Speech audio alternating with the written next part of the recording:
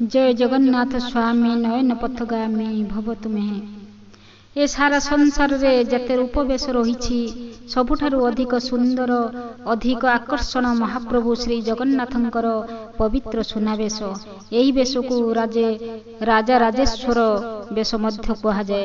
मोहन मोहन सुना अलंकार पिंधि रथ उपरे दर्शन दियंती तीन ठाकुर भक्त मानू।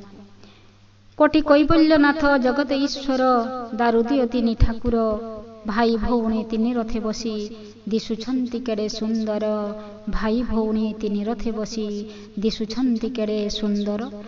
मोहन मोहन सुना गहणारे होइछंती विभूषित। हीरालीला मती माणिकरे झटकुछि नंदी घोष। हीरालीला मती माणिकरे झटकुछि नंदी घोष। ए सारा संसारे जते बेश अछि अलौकिक बेश ଏହା राजा राजेश्वर बेशरे भूषित पाउथंती केड़े शोभा। राजा राजेश्वर भेषरे भूषित पाउथंती केड़े शोभा। से रूप लावण्य अपरूप कांति भक्त को करे मोहित। हाथ गोड़ तांक सुवर्ण मंडित देखुता एही नेत्र। हाथ गोड़ तांक सुवर्ण मंडित देखुता एही नेत्र।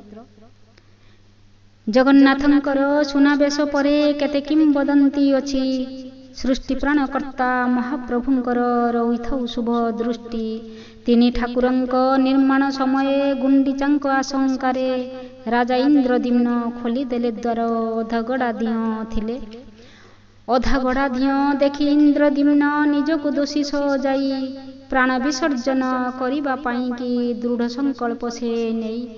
महाप्रभु जगत ईश्वर भक्त मन कथा जानी स्वर्णहस्त पद करि दियो मते मनीषर रूप पुणी।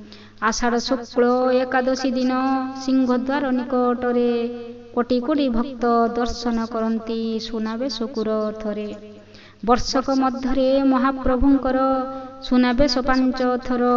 उत्साह भक्ते चाहि रहिथांती करिबाकु नेत्र पवित्र। विजया दशमी पौष पूर्णिमा दोल पूर्णिमा को नेई कार्तिक पूर्णिमा आषाढ़ शुक्ल एकादशी अटे सेही। आषाढ़ शुक्ल यही बेश हुए सिंहद्वार सम्मुखरे। अन्य 4 थर रत्न सिंहासने भक्त देखे हृदय भरे। अन्य 4 थर रत्न सिंहासने भक्त देखे हृदय भरे। बड़ चढ़ाऊ तो राजा राजेश्वर बेश होई विभूषित।